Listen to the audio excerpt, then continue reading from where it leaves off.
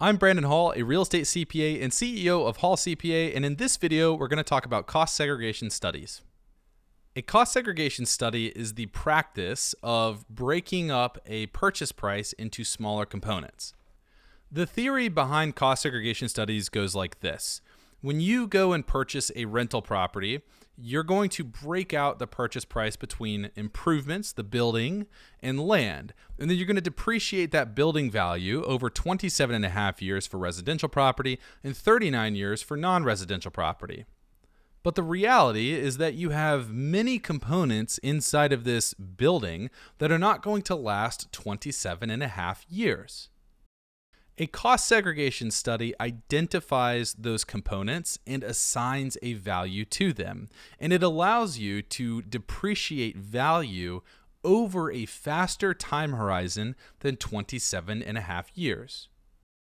And when you depreciate something faster, you get the tax benefits faster.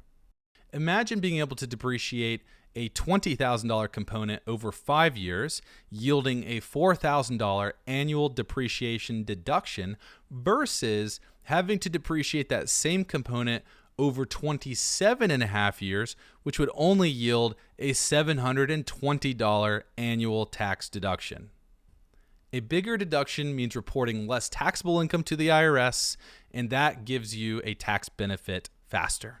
If you were to get a cost segregation study performed on your property, you would receive a report after the cost segregation study is done. And that report would show you how much value was allocated to 5-year property, 7-year property, 15-year property, and 27 and a half year property. And then you would depreciate the value of all of those property over the 5, 7, 15, or 27 and a half years that they were assigned.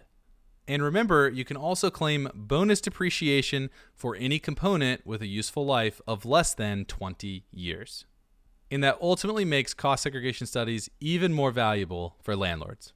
I do want to add one caveat. If you do not qualify for an exception to the passive activity loss rules, or if you do not have a lot of passive income, then using a cost segregation study to create large tax losses might not be beneficial for you because it's just going to increase your suspended passive losses. So you might end up not receiving a current year tax benefit. Make sure to work with a tax advisor that really understands the nuances of how all this works. That's all for today's video. If you have any questions, reach out to our support team.